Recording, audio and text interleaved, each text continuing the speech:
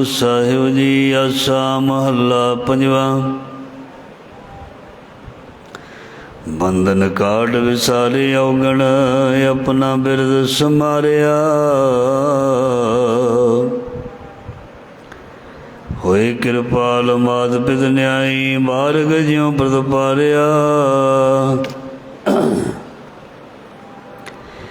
गुर राखी गुर सिख राखै, गुर गोपाल। काढ़ लिए महाभव जल ते, अपनी नजर निहाल रहा। जाके सिमरन जमते छुट्टी है, हलत पलत सुख पाइया। सास ग्रास जबो जब रसना, नीद नीद गुण गाइया। भगत प्रेम परम पद पाया, साध संग दुख नाटे। जिन जाएगी भावना व्यापे, हर तन निर्मल कंठ। अंत काल प्रभय सहाई, इति उत राखण हारे। प्राण ही मीत हीत तन मेरे, नानक सद बलिहारे। नानक सद बलिहारे। मैं नाही किछ हो नाही, किछ आहे ना मोरा। अवसर लजा राख लियो, सदना जन तोरा। सदना जन तोरा। ज़हरा ज़हूर हाजरा हजूर, सर्व कला भरपूर समर्थ गुरु। लोक परलोक दे रखे अग भगत वशल, ज्ञान दे सागर। गुरुआं दे गुरु समर्थ गुरु, धन धन श्री गुरु ग्रंथ साहिब महाराज जी। पातशाह जी की पावन पवित्र गोद हजूरीए विच गुर शब्द दे नाल जुड़ बैठ करके अपने जीवन को सफल करन दा सानू समा जिहड़ा दिता जां मिलिया जां मान रहे हाँ। गुरु साहब मेहर करन, दया करन। साडा इत्थे आउणा, साडा बैठना, साडा सुनना, साडा बोलना, जां इंज कह सकते हैं साडी यात्रा सफल हो जाए। जीवन एक यात्रा क्या है, तो यात्रा जिहड़ी है जे वधिया तरीके दे नाल हो जाए तो फिर बंदा अपनी मंजिल नूं प्राप्त करके इस जहान तो जांदा है। जिसदी यात्रा पूरी नहीं होंदी वो इस जग तो अधूरा जांदा है, इस जग तो खाली जांदा है। इस करके यात्रा का सफल होना बहुत ज़रूरी है। वो यात्रा जिहड़ी परमात्मा रूपी मंजिल वल लैके जाती है, वो यात्रा जिहड़ी सानू अपने अंदर झाती मारन दे बारे दसदी है, वो यात्रा जिहड़ी बाहरले पैरां दे नाल नहीं होंदी, बाहरले शरीर नाल नहीं होंदी, अंदरों शब्द नाल होंदी है, वो यात्रा। उसे ही यात्रा नूं महाराज जी कहंदे ने सफल सफल भई सफल यात्रा। उन्हां दी सफल हुंदी है जिहड़े जुड़ जांदे ने, जिहड़े गुरु दे नाल बहिंदे ने, उठदे ने, सुणदे ने, जपदे ने। उन्हां दी ही यात्रा सफल होई है जां हुंदी है। जिहड़ा गुरु तो बेमुख हुंदा है उहदी यात्रा आरंभ ही नहीं हुंदी, पूरी उहदी की होनी है। उसकी यात्रा आरंभ ही नहीं हुई, जंज भी कह सकते हैं ਪਾਸ ਫੇਲ ਤੇ ਤਾਂ ਤਾਂ ਹੀ ਹੋਏਗਾ ਜੇ ਸਕੂਲ ਵਿੱਚ ਦਾਖਲਾ ਲਿਆ ਹੋਏਗਾ। ਜੇਕਰ ਸਕੂਲ ਦੇ ਵਿੱਚ ਦਾਖਲਾ, ਕਾਲਜ ਵਿੱਚ ਦਾਖਲਾ ਹੀ ਨਹੀਂ ਲਿਆ, ਉਸ ਦੇ ਫੇਲ ਬਾਰੇ, ਉਸ ਦੀ ਮਿਹਨਤ ਬਾਰੇ, ਉਸ ਦੇ ਪਾਸ ਹੋਣ ਬਾਰੇ ਇੰਨਾ ਵਧੀਆ ਪਤਾ ਨਹੀਂ ਲੱਗੇਗਾ। ਜਿਹੜੀ ਸਾਡੀ ਮਿਹਨਤ ਹੈ ਉਹ ਹੀ ਸਾਨੂੰ ਦੱਸਦੀ ਹੈ ਅਸੀਂ ਸਫਲ ਹੋਵਾਂਗੇ ਜਾਂ ਨਹੀਂ। ਜੋ ਮਿਹਨਤ ਨਹੀਂ ਕਰਦਾ ਉਹ ਸਫਲਤਾ ਵੱਲ ਨਹੀਂ ਵੱਧਦਾ। ਜਿਹੜਾ ਸਰੀਰ ਨੂੰ ਕਸ਼ਟ ਨਹੀਂ ਦਿੰਦਾ ਉਹ ਸੁੱਖ ਪ੍ਰਾਪਤ ਨਹੀਂ ਕਰਦਾ। ਜੇ ਕਿਸੇ ਨੂੰ ਅੱਜ ਦੇ ਯੁੱਗ ਵਿੱਚ ਤੰਦਰੁਸਤੀ ਵੀ ਚਾਹੀਦੀ ਹੈ ਤੇ ਉਸ ਨੂੰ ਸਰੀਰਕ ਕਸਰਤ ਕਰਨੀ ਪਏ, ਉਸ ਨੂੰ ਆਪਣੇ ਹੱਥ ਪੈਰ ਹਿਲਾਉਣੇ ਪੈਣਗੇ। ਜੇ ਕਿਸੇ ਨੂੰ ਸਰੀਰ ਦੀ ਤਾਕਤ, ਸਰੀਰਕ ਤੰਦਰੁਸਤੀ ਚਾਹੀਦੀ ਹੈ, ਉਹਨੂੰ ਵਾਕ ਕਰਨੀ ਪਏਗੀ, ਉਸ ਨੂੰ ਯੋਗਾ ਕਰਨਾ ਪਏਗਾ, ਉਸ ਨੂੰ ਪਰਹੇਜ਼ ਕਰਨਾ ਪਏਗਾ, ਉਸ ਨੂੰ ਆਲਸ ਅਤੇ ਨਿੰਦਿਆ ਨੂੰ ਤਿਆਗਣਾ ਪਏਗਾ। ਇਹ ਸਾਰੀਆਂ ਚੀਜ਼ਾਂ ਕਰਨ ਤੋਂ ਬਾਅਦ ਤਾਂ ਜਾ ਕੇ ਕੋਈ ਯਾਤਰਾ ਕਹਿ ਦਈਏ, ਕੋਈ ਮਕਸਦ ਕਹਿ ਲਈਏ, ਕੋਈ ਪੜ੍ਹਾਈ ਕਹਿ ਲਈਏ, ਤਾਂ ਪੂਰੀ ਹੁੰਦੀ ਹੈ। ਸੋ ਇਸ ਲਈ ਜੋ ਗੁਰਮਤਿ ਦੀ ਗੱਲ ਅਸੀਂ ਕਰਦੇ ਹਾਂ, ਇਹ ਵੀ ਇੱਕ ਪੜ੍ਹਾਈ ਹੈ, ਇੱਕ ਸਬਜੈਕਟ ਹੈ। ਜਿਵੇਂ ਬਾਕੀ ਦੇ ਸਾਡੇ ਸਬਜੈਕਟ ਬਹੁਤ ਅਹਿਮ ਹੈ ਨਾ ਪੜ੍ਹਾਈ ਦੇ ਵਿੱਚ, ਜ਼ਿੰਦਗੀ ਦੇ ਵਿੱਚ, ਉਸੇ ਤਰ੍ਹਾਂ ਜਿਹੜਾ ਸੀ ਅਧਿਆਤਮਕਵਾਦ, ਰੂਹਾਨੀਅਤ, ਇਹ ਵੀ ਇੱਕ ਸਬਜੈਕਟ ਸੀ। ਇਹਦੇ ਬਾਰੇ ਵੀ ਸਾਨੂੰ ਜਾਣਨਾ ਬਹੁਤ ਜ਼ਰੂਰੀ ਸੀ, ਪਰ ਅਸੀਂ ਇਸ ਸਬਜੈਕਟ ਨੂੰ ਪੜ੍ਹ ਨਹੀਂ ਸਕੇ, ਜਾਣ ਨਹੀਂ ਸਕੇ। ਸਾਨੂੰ ਆਪਣੇ ਬੱਚਿਆਂ ਬਾਰੇ ਪਤਾ ਹੈ ਵੀ ਇਹਨਾਂ ਨੂੰ ਕਿਹੜੀ ਪੜ੍ਹਾਈ ਕਰਾਉਣੀ ਹੈ, ਉਹਦੇ ਮੁਤਾਬਕ ਅਸੀਂ ਉਹਨਾਂ ਨੂੰ ਸਬਜੈਕਟ ਪੜ੍ਹਨ ਨੂੰ ਦਿੰਦੇ ਹਾਂ, ਬੁੱਕਸ ਲਿਆ ਕੇ ਦਿੰਦੇ ਹਾਂ। ਉਹਨਾਂ ਨੂੰ ਦੱਸਿਆ ਜਾਂਦਾ ਵੀ ਬੱਚੇ ਨੇ ਆਹ ਬਣਨਾ, ਇਹਦੇ ਲਈ ਆਹ ਪੜ੍ਹਨਾ ਪਏਗਾ, ਇਹਦੇ ਲਈ ਆਹ ਪੜ੍ਹਨਾ ਪਏਗਾ।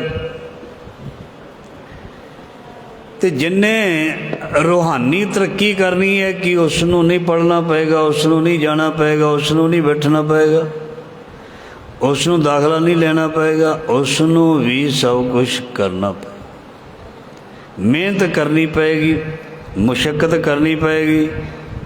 ਜਿਨੀ ਨਾਮ ਧਿਆਇਆ ਗਏ ਮੁਸ਼ੱਕਤ ਘਾਲ, ਨਾਨਕ ਤੇ ਮੁਖ ਉਜਲੇ ਕੀਤੀ ਛੁੱਟੀ ਨਾਲ, ਉਹ ਆਪਣੀ ਮੰਜ਼ਿਲ ਵੱਲ ਤੁਰ ਸਕਦਾ। ਇਸ ਕਰਕੇ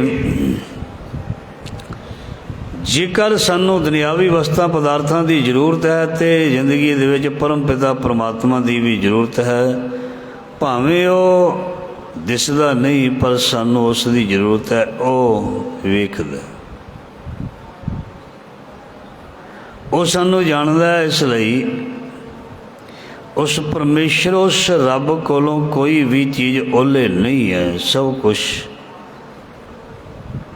ਸਭ ਕੁਛ ਉਹਦੀਆਂ ਨਜ਼ਰਾਂ ਦੇ ਵਿੱਚੋਂ ਲੰਘ ਰਿਹਾ। ਇਸ ਕਰਕੇ ਅਸੀਂ ਵੀ ਇਸ ਵੇਲੇ ਉਸ ਪਰਮੇਸ਼ਰ ਦੀ ਨਿਗਾਹ ਦੇ ਵਿੱਚ ਹਾਂ, ਨਜ਼ਰਾਂ ਦੇ ਵਿੱਚ ਹਾਂ। ਉਹਦੀ ਨਜ਼ਰ ਤੋਂ ਬਿਨਾਂ ਕੋਈ ਨਹੀਂ ਹੈ। ਬਾਣੀ ਵਿੱਚ ਲਿਖਿਆ, ਸਭ ਉੱਪਰ ਨਜ਼ਰ ਪ੍ਰਭ ਤੇਰੀ, ਕਿਸੇ ਥੋੜ੍ਹੀ ਕਿਸੇ ਹੈ ਕਨੇਰੀ। ਸਾਰਿਆਂ ਦੇ ਉੱਪਰ ਉਹਦੀ ਮਿਹਰ ਹੈ, ਉਸ ਦੀ ਨਜ਼ਰ ਹੈ। ਕਿਸੇ ਦੇ ਬਹੁਤੀ ਕਰਦਾ, ਕਿਸੇ ਤੇ ਥੋੜ੍ਹੀ ਕਰਦਾ, ਆਪਣੀ ਪੜ੍ਹਾਈ ਮੁਤਾਬਕ, ਆਪਣੀ ਸ਼ਰਧਾ ਮੁਤਾਬਕ। ਜਿਸ ਤਰ੍ਹਾਂ ਦੀ ਕੋਈ ਭਾਵਨਾ ਬਣਾਉਂਦਾ ਹੈ, ਮਹਾਰਾਜ ਮਿਹਰ ਉਸ ਤਰ੍ਹਾਂ ਦੀ ਕਰਦਾ ਹੈ। ਜਿਸ ਤਰ੍ਹਾਂ ਦਾ ਅੰਦਰੋਂ ਭਾਵਨਾ, ਪਿਆਰ ਜਾਗਦਾ, ਉਸੇ ਤਰ੍ਹਾਂ ਹੀ ਮਹਾਰਾਜ ਜੀ ਅੰਦਰੋਂ ਇਸ ਨੂੰ ਬਖਸ਼ਿਸ਼ ਕਰਦੇ ਨੇ। ਸੋ ਗੁਰੂ ਸਾਹਿਬ ਜੀ ਮਿਹਰ ਕਰਨ, ਦਇਆ ਕਰਨ। ਵਿਚਾਰ ਆਰੰਭ ਕੀਤੀ ਹੈ ਵੀ ਯਾਤਰਾ ਜਿਹੜੀ ਸਾਡੀ ਹੈ ਉਹ ਸਫਲ ਹੋ ਜਾਏ, ਸਫਲ ਕਰਨੀ ਹੈ। ਅਤੇ ਉਹ ਸਫਲ ਯਾਤਰਾ ਜਿਹੜੀ ਹੈ ਗੁਰੂ ਪਾਤਸ਼ਾਹ ਤੋਂ ਬਗੈਰ ਹੋਰ ਕੋਈ ਨਹੀਂ ਕਰ ਸਕਦਾ। ਕੋਈ ਰਾਹ ਨਹੀਂ ਦਿਖਾ ਸਕਦਾ, ਕੋਈ ਮੰਜ਼ਿਲ 'ਤੇ ਨਹੀਂ ਪਹੁੰਚਾ ਸਕਦਾ, ਕੋਈ ਸਫਲਤਾ ਨਹੀਂ ਮਿਲ ਸਕਦੀ ਮਾਲਕ ਦੀ ਮਿਹਰ ਨਾਲ। ਜਿਹੜਾ ਬੰਦਾ ਮਾਲਕ ਤੋਂ ਮੁਨਕਰ ਹੋ ਕੇ ਵਿਚਰਦਾ ਜਾਂ ਆਪਣੀ ਜ਼ਿੰਦਗੀ ਬਤੀਤ ਕਰਦਾ, ਇੱਕ ਦਿਨ ਉਸ ਨੂੰ ਮੰਨਣਾ ਪੈਂਦਾ ਵੀ ਮੈਂ ਮਾਲਕ ਦੀ ਮਿਹਰ ਦੇ ਨਾਲ ਹੀ ਚੜ੍ਹਦੀਆਂ ਕਲਾ ਵਿੱਚ ਹਾਂ। ਮਾਲਕ ਦੀ ਮਿਹਰ ਕਿਰਪਾ ਦ੍ਰਿਸ਼ਟੀ ਤੋਂ ਬਗੈਰ ਕੋਈ ਵੀ ਬੰਦਾ ਸਦਾ, ਭਗਤ ਰਵਿਦਾਸ ਜੀ ਦੀ ਪੰਕਤੀ ਹੈ, ਕਾਇਮ ਦਾਇਮ ਸਦਾ ਪਾਤਸ਼ਾਹੀ। ਜੋ ਸਾਨੂੰ ਰਿਜ਼ਕ ਮਿਲਿਆ, ਜੋ ਸਾਨੂੰ ਸਾਧਨ ਮਿਲੇ ਨੇ, ਜੋ ਸਾਨੂੰ ਸੁੱਖ ਮਿਲੇ ਨੇ, ਇਹ ਸੁੱਖ ਹੀ ਬਣੇ ਰਹਿਣ, ਇਹ ਉਹਦੀ ਮਿਹਰਬਾਨ ਦੀ ਮਿਹਰ ਚਾਹੀਦੀ ਹੈ। ਬੰਦਾ ਮਿਹਨਤ ਕਰਕੇ ਪਦਾਰਥ ਦੇ ਪ੍ਰਾਪਤ ਕਰ ਸਕਦਾ, ਪਰ ਮਿਹਨਤ ਤੋਂ ਬਾਅਦ ਸ਼ਾਂਤੀ ਨਹੀਂ ਪ੍ਰਾਪਤ ਕਰ ਸਕਦਾ। ਅਸੀਂ ਮਿਹਨਤ ਕਰਦੇ ਹਾਂ, ਦਿਹਾੜੀ ਦਾ ਕੋਈ 500, ਕੋਈ 1000, ਕੋਈ 2000 ਰੁਪਈਆ ਪ੍ਰਾਪਤ ਕਰ ਲੈਂਦਾ, ਪਰ ਜੇ ਕਹੇ ਵੀ ਉਹ ਪੈਸਿਆਂ ਦੇ ਨਾਲ ਕਿਧਰੋਂ ਪੀਸ ਆਫ ਮਾਈਂਡ ਖਰੀਦ ਕੇ ਬਾਜ਼ਾਰ 'ਚੋਂ ਘਰ ਲੈ ਜੇ ਲਿਫਾਫਾ ਭਰ ਕੇ, ਨਹੀਂ। ਉਹ ਸੋਝੀ ਦੇ ਨਾਲ, ਉਹ ਬਖਸ਼ਿਸ਼ ਦੇ ਨਾਲ ਪਤਾ ਲੱਗਦਾ, ਜਾਂ ਮਨੁੱਖ ਮੰਨਦਾ ਹੀ ਤਾਂ ਹੈ ਵੀ ਮੇਰੇ 'ਤੇ ਮਿਹਰ ਹੈ ਜਿਸ 'ਤੇ ਬਖਸ਼ਿਸ਼ ਹੁੰਦੀ ਹੈ, ਨਹੀਂ ਤੇ ਮਨੁੱਖ ਕਹਿੰਦਾ ਨਹੀਂ, ਇਹ ਜੋ ਕੁਝ ਹੋ ਰਿਹਾ ਮੈਂ ਮਿਹਨਤ ਕਰਦਾ ਹਾਂ, ਮੇਰੀ ਮਿਹਨਤ ਦੇ ਨਾਲ ਹੋ ਰਿਹਾ। ਜਿੱਥੇ ਮੈਂ ਪਹੁੰਚਿਆ ਹਾਂ ਮੈਂ ਉੱਥੇ ਆਪਣੀ ਮਿਹਨਤ ਦੇ ਨਾਲ, ਆਪਣੇ ਜ਼ੋਰ ਨਾਲ, ਆਪਣੇ ਪੈਸੇ ਦੇ ਨਾਲ ਪਹੁੰਚਿਆ ਹਾਂ। ਇੱਦਾਂ ਦੀ ਗੱਲ ਜਿਹੜੀ ਇਨਸਾਨ ਕਰਦਾ। ਅਤੇ ਗੁਰੂ ਸਾਹਿਬ ਦੀ ਬਾਣੀ ਕਹਿੰਦੀ ਹੈ, ਭਗਤਾਂ ਦੀ ਬਾਣੀ ਕਹਿੰਦੀ ਹੈ ਵੀ ਇਹ ਕਿਧਰੇ ਵੀ ਪਹੁੰਚ ਨਹੀਂ ਸੀ ਸਕਦਾ, ਇਹ ਕੁਝ ਵੀ ਨਹੀਂ ਕਰ ਸਕਦਾ। ਇਹਨਾਂ ਜਨਤਾ ਕੇ ਵਸ ਕਿਛ ਨਾਹੀ, ਤੁਧ ਵੇਖੀ ਜਗਤਿਓ ਪਾਇਆ। ਬੰਦਾ ਚੰਗਾ ਭਲਾ ਬੈਠਾ ਹੁੰਦਾ, ਪਰ ਇੱਕਦਮ ਸਰੀਰ ਇਜਾਜ਼ਤ ਨਹੀਂ ਦਿੰਦਾ, ਕੋਈ ਦਰਦ ਸ਼ੁਰੂ ਹੋ ਜਾਂਦੀ ਹੈ, ਕਹਿੰਦਾ ਅੱਜ ਕੰਮ 'ਤੇ ਨਹੀਂ ਜਾਣਾ, ਅੱਜ ਕਿਸੇ ਵੀ ਕੰਮ ਨੂੰ ਰੂਹ ਨਹੀਂ ਕਰਦੀ। ਇਸ ਕਰਕੇ ਇਹ ਮੈਂ ਚੀਜ਼ ਜਿਹੜੀ ਹੈ ਇਸ ਨੂੰ ਤਿਆਗਦਾ ਹਾਂ। ਬਾਣੀ ਦੇ ਵਿੱਚ ਲਿਖਿਆ ਵੀ ਸਫਲਤਾ ਦੀ ਕੁੰਜੀ ਪ੍ਰਾਪਤ ਕਰਨ ਦੇ ਲਈ, ਜਾਂ ਸਫਲਤਾ ਦੀ ਪੂੰਜੀ ਪ੍ਰਾਪਤ ਕਰਨ ਦੇ ਲਈ ਗੁਰੂ ਸਾਹਿਬ ਜੀ ਕਹਿੰਦੇ ਨੇ ਵੀ ਸਾਨੂੰ ਧਾਰਮਿਕ ਅੰਦਰੋਂ, ਬਾਹਰੋਂ ਨਹੀਂ, ਸਾਨੂੰ ਧਰਮੀ ਜਾਂ ਧਾਰਮਿਕ ਹੋਣਾ ਬਹੁਤ ਜ਼ਰੂਰੀ ਹੈ। ਆਮ ਕਰਕੇ ਦੁਨੀਆ ਦੇ ਵਿੱਚ ਜਦੋਂ ਧਰਮ ਦੀ ਜਾਂ ਧਾਰਮਿਕ ਹੋਣ ਦੀ ਗੱਲ ਕਰਦੇ ਹਾਂ ਅਤੇ ਲੋਕਾਂ ਨੂੰ ਜਿਹੜਾ ਬੜਾ ਹੋਰ ਤਰ੍ਹਾਂ ਲੱਗਦਾ, ਬੁਰਾ ਜਿਹਾ ਵੀ ਲੱਗਦਾ ਵੀ ਇਹ ਧਾਰਮਿਕ ਹੋਣਾ ਕੀ ਬਹੁਤ ਜ਼ਰੂਰੀ ਹੈ, ਧਰਮੀ ਜਾਂ ਧਰਮਿਕ ਹੋਣਾ ਬਹੁਤ ਜ਼ਰੂਰੀ ਹੈ। ਜਗ 'ਤੇ ਆਏ ਹਾਂ, ਕੋਈ ਕੰਮ ਕਰੀਏ, ਕੋਈ ਮਿਹਨਤ ਕਰੀਏ, ਕੋਈ ਧਨ ਪਦਾਰਥ ਜੋੜੀਏ, ਕੋਈ ਤਰੱਕੀ ਕਰੀਏ, ਕੋਈ ਐਸਾ ਕੰਮ ਕਰੀਏ ਜਿਹੜਾ ਦੂਜਿਆਂ ਨੂੰ ਪਿੱਛੇ ਛੱਡ ਜਾਏ। ਬੰਦਾ ਤਾਂ ਇੱਦਾਂ ਦੀ ਸੋਚ ਸੋਚਦਾ, ਪਰ ਇੱਦਾਂ ਦੀ ਸੋਚ ਧਰਮੀ ਸੋਚਦਾ। ਕਿਹੜੀ ਸੋਚ ਧਰਮੀ ਸੋਚਦਾ? ਉਹ ਕਹਿੰਦਾ ਮੈਂ ਬੌਧਿਕ ਤਲ 'ਤੇ ਮੈਂ ਆਪਣੇ ਵਿਚਾਰਾਂ ਦੇ ਕਰਕੇ ਮੈਂ ਉੱਪਰ ਉੱਠਾਂ, ਦੂਜੇ ਨਾਲੋਂ ਉੱਪਰ ਜਾਵਾਂ। ਦੁਨਿਆਵੀ ਬੰਦਾ ਦੂਜੇ ਦੀ ਰੀਸ ਕਰਕੇ ਪਦਾਰਥ ਇਕੱਠੇ ਕਰਨ ਦੇ ਵਿੱਚ ਅੱਗੇ ਹੋਏਗਾ, ਧਨ ਕਮਾਉਣ ਦੇ ਵਿੱਚ ਅੱਗੇ ਜਾਣ ਦੀ ਕੋਸ਼ਿਸ਼ ਕਰੇਗਾ, ਪਰ ਜਿਹੜਾ ਅੰਦਰੋਂ ਗੁਰੂ ਦੇ ਨਾਲ ਜੁੜਿਆ, ਅੰਦਰੋਂ ਜਿਸ ਨੂੰ ਸਮਝ ਆ ਗਈ ਧਰਮ ਦੀ, ਉਹ ਆਪਣੇ ਵਿਚਾਰਾਂ ਨੂੰ ਉੱਚੇ ਤੇ ਸੁੱਚੇ ਕਰੇਗਾ ਦੂਸਰੇ ਨਾਲੋਂ। ਇਹ ਉਹਦੀ ਤਰੱਕੀ ਹੈ, ਇਹ ਮਿਹਰਬਾਨ ਦੀ ਮਿਹਰ ਹੈ। ਵਿਚਾਰਾਂ ਨੂੰ ਜਿਹੜਾ ਪਵਿੱਤਰ ਕਰ ਲੈਂਦਾ, ਵਿਚਾਰਾਂ ਨੂੰ ਜਿਹੜਾ ਸੁਥਰੇ ਸਾਫ਼ ਕਰ ਲੈਂਦਾ, ਸੋਚ ਵਿਚਾਰ ਨੂੰ ਜਿਹੜਾ ਬਹੁਤ ਕਲੀਨ ਕਰ ਲੈਂਦਾ, ਉਹਦੀ ਬਾਹਰਲੀ ਵਿੱਦਿਆ ਵੀ ਬੜੀ ਕੰਮ ਆ ਜਾਂਦੀ ਹੈ। ਜੇ ਕਿਸੇ ਨੂੰ ਸਬਰ, ਜੇ ਕਿਸੇ ਨੂੰ ਸ਼ੁਕਰ, ਜੇ ਕਿਸੇ ਦੇ ਅੰਦਰ ਨਿਮਰਤਾ, ਜੇ ਕਿਸੇ ਦੇ ਅੰਦਰ ਸਹਿਨਸ਼ੀਲਤਾ ਹੀ ਨਾ ਆਈ, ਤੇ ਬਾਹਰਲੀ ਪੜ੍ਹਾਈ ਵੀ ਕਈ ਵਾਰ ਕੰਮ ਨਹੀਂ ਦਿੰਦੀ। ਇਸ ਕਰਕੇ ਹਮੇਸ਼ਾ ਇਹੀ ਬੇਨਤੀ ਕਰੀਦੀ ਹੈ, ਜੋ ਵੀ ਸਾਨੂੰ ਸੰਸਕਾਰ ਮਿਲੇ ਨੇ, ਜੋ ਵੀ ਕਿਰਪਾ ਹੁੰਦੀ ਹੈ, ਮਾਲਕ ਦੀ ਮਿਹਰ, ਮਿਹਰਬਾਨ ਦੀ ਮਿਹਰ ਤੋਂ ਬਿਨਾਂ ਅਸੀਂ ਕੱਖ ਵੀ ਨਹੀਂ, ਕੁਝ ਵੀ ਨਹੀਂ। ਚਾਹੇ ਦੁਨੀਆ ਸਾਡੇ ਅੱਗੇ ਅੱਗੇ ਘੁੰਮਦੀ ਫਿਰੇ, ਅੱਗੇ ਲਾਈ ਫਿਰੇ ਦੁਨੀਆ ਨੂੰ, ਪਰ ਮਾਲਕ ਦੀ ਮਿਹਰ ਤੋਂ ਬਗੈਰ ਕੁਛ ਵੀ ਨਹੀਂ ਹੈ। ਪੀਸ ਆਫ ਮਾਈਂਡ ਜਿਹੜਾ ਉਹ ਮਿਹਰ ਦੇ ਨਾਲ ਹੀ ਹੈ, ਮਿਹਰ ਤੋਂ ਬਗੈਰ ਹੈ ਹੀ ਨਹੀਂ।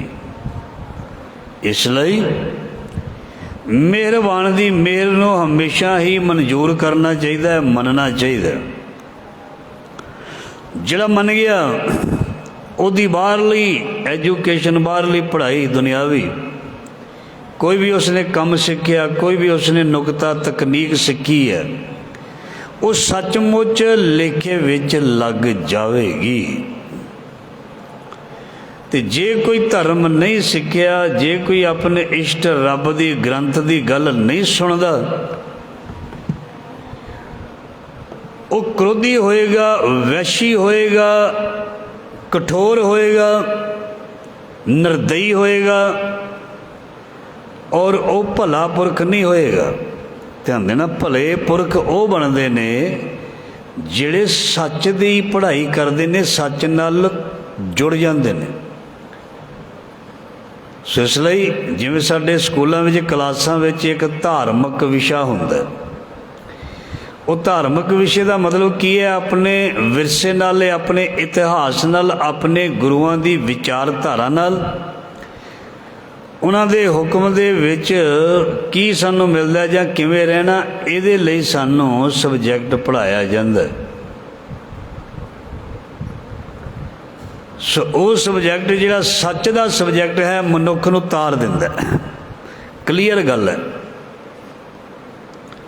ਜਿਹੜੀ ਸੱਚ ਦੀ ਸੰਗਤ ਹੈ, ਸਤ ਸੰਗਤ ਹੈ, ਮੇਰੇ ਮਾਧੋ ਜੀ ਸਤ ਸੰਗਤ ਮਿਲੇ ਸੋ ਤਰਿਆ, ਗੁਰ ਪ੍ਰਸਾਦ ਪਰਮ ਪਦ ਪਾਇਆ, ਸੂਕੇ ਕਾਲ ਟਰਿਆ।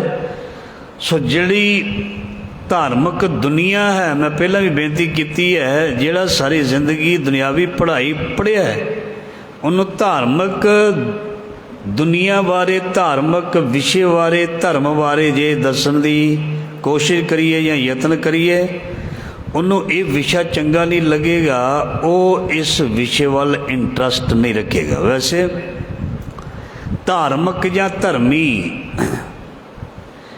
ਇਹ ਕਲਾਸ ਜਿਹੜੀ ਹੈ, ਜਿਵੇਂ ਬਚਪਨ ਤੋਂ ਸਾਡੇ ਨਰਸਰੀ ਹੁੰਦੀ ਹੈ ਨਾ, LKG ਹੁੰਦੀ ਹੈ, UKG ਹੁੰਦੀ ਹੈ, ਪ੍ਰੈਪ ਹੁੰਦੀ ਹੈ, ਜਾਂ ਹੋਰ ਫਸਟ ਸੈਕਿੰਡ ਹੁੰਦੀ ਹੈ, ਮਤਲਬ ਪ੍ਰਾਇਮਰੀ ਦੀਆਂ ਕਲਾਸਾਂ।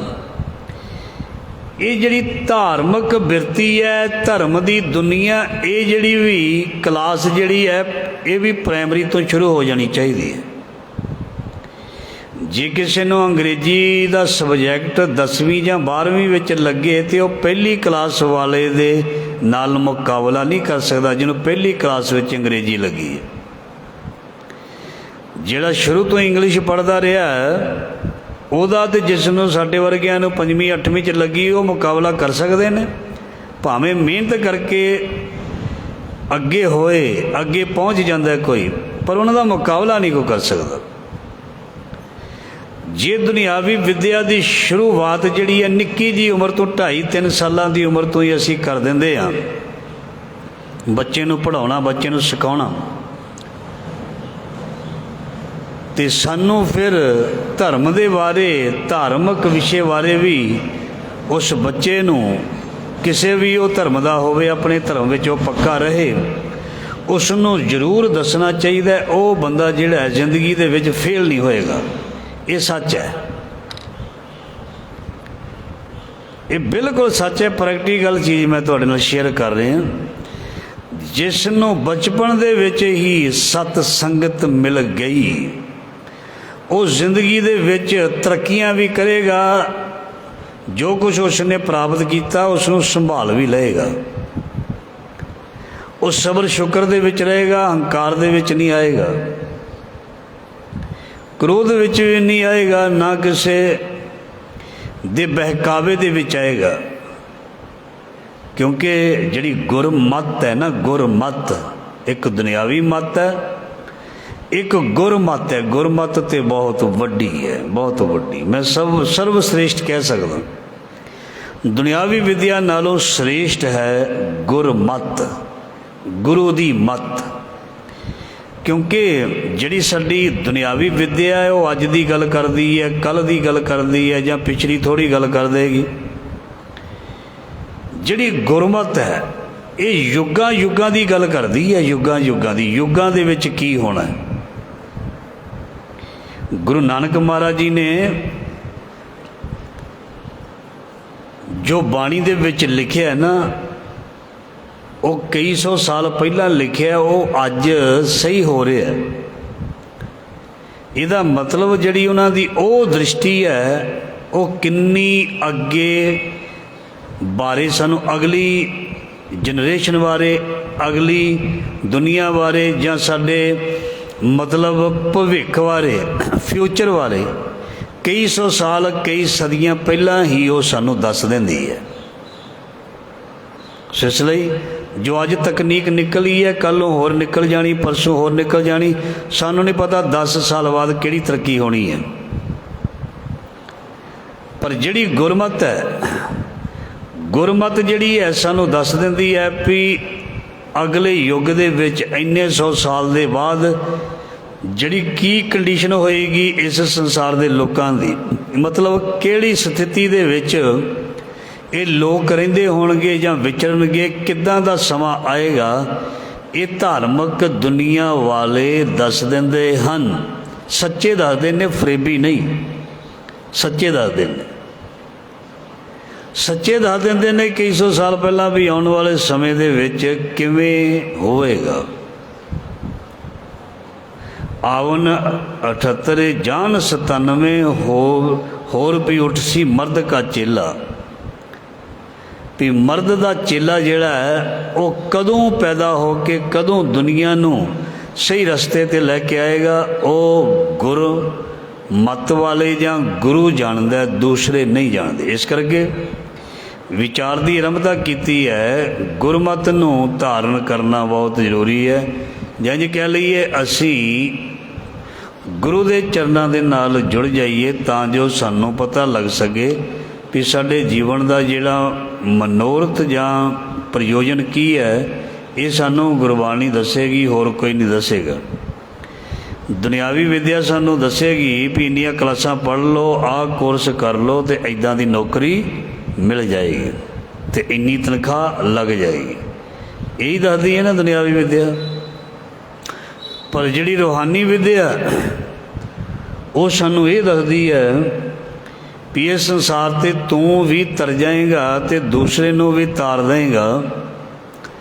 इस संसार तो तू भी बाजी जित के जाएगा तो लखां करोड़ां नू तू जिता के भी जा सकदा, जीवन का ढंग सिखा के तू जा सकदा। इस करके उस वाहिगुरु राम की शरण नू प्राप्त कर। सो अज का शब्द जो असी पंक्तियां श्रवण कीतियां ना, इस प्रकार बंधन काट बसारे औगण अपना बिरद समारिया। आसा महला 5वां। गुरु ग्रंथ साहब जी के अंग हैं 382। बंधन काट बसारे औगण अपना बिरद समारिया। गुरु ने की किया, सिख नू माया तू बाहर कढ़ लिया, औगणा तू बाहर कढ़ लिया। जंज कहीए भी उसके औगण जिहड़े ने भुला दिते, कट दिते, उन्होंने कहा भी आ जा हुण तू साडे घर, तैनूं माफ़ किया। जदों तक किसी अपराधी बंदे नूं माफ़ ना किया जाए उदों तक उसनूं कोई अपने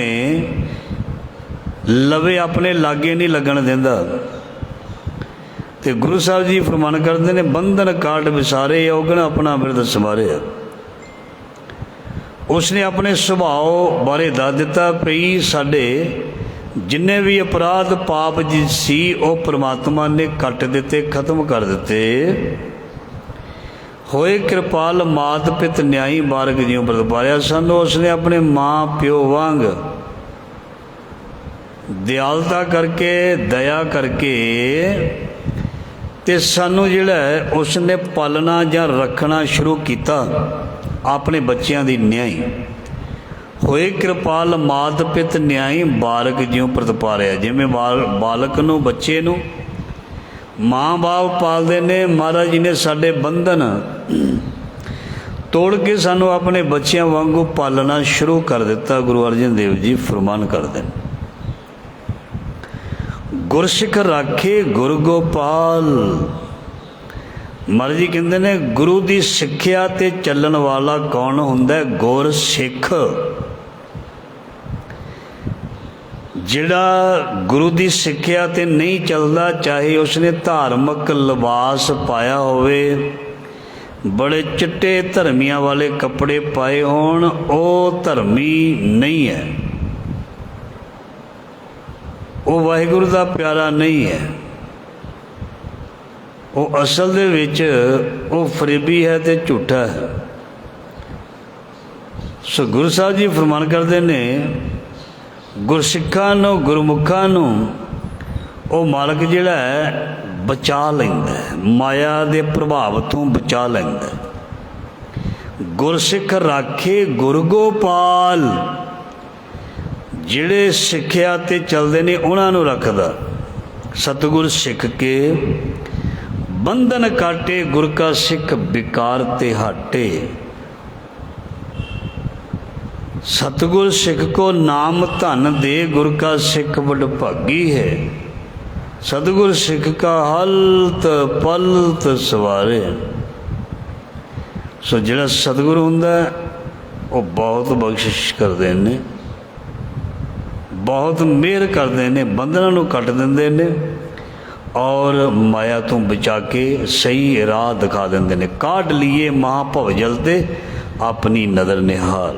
महाराज जी ने बाणी विच लिखिया, सारा ही संसार माया दे नशे विच डुबिया पिया। सारा ही संसार बाणी विच लिखिया भी अगन सागर बूढ़त संसारा। ये एक अग्नि का सागर है, मतलब संसार सड़ भी रहा, संसार उस सागर विच भुज भी रहा ते संसार उस सागर दे विच डुब भी रहा।